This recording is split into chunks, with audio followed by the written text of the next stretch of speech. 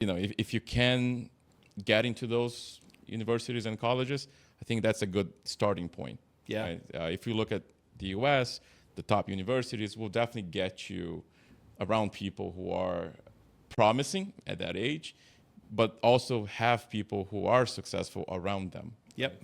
So, but as we know, not everyone can afford that type of education, right? And as a kid, I worked while I went to university to enable me to be able to afford that.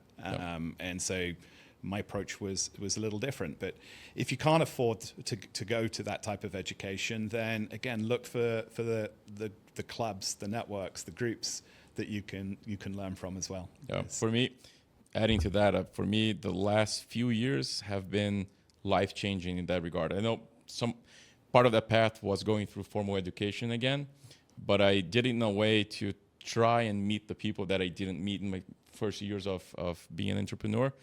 And I can attest to you, like, the most life-changing conversations I had in my life were in the last few years. Yeah. Because I managed to find those people, surround myself with those people, and coffee breaks between classes or between meetings or something like this really opened my eyes and the way I see things, or taught me valuable lessons about how to, run some things in the business in a matter of like a few minutes. That's how powerful, having good people around you is.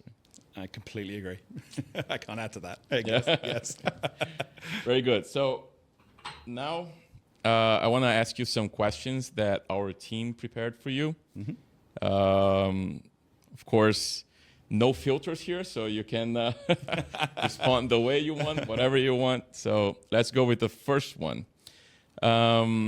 What are the possible future acquisitions that for Syxsense, or what are the areas that you want to improve, like the software on, like the roadmap, what's coming? Mm-hmm. We touched a little bit about this, but the person who is asking is Flavio, and he is asking about the next 3 years. So a little bit of a long-term question.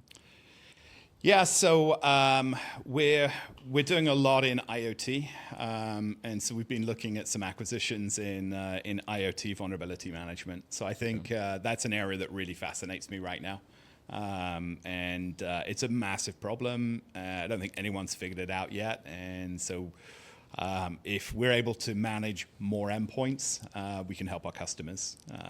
So that's where we're looking at.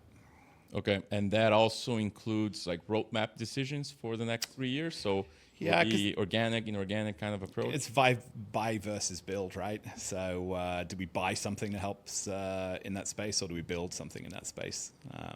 So yeah. Okay.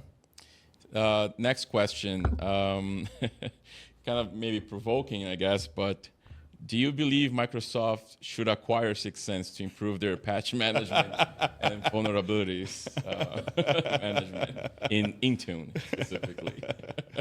I think Intune's it's a decent kind of entry level product. Uh-huh. But it's limited. Hey, if Microsoft wants to come talk to us, they're welcome. Why not, right? Why not, indeed.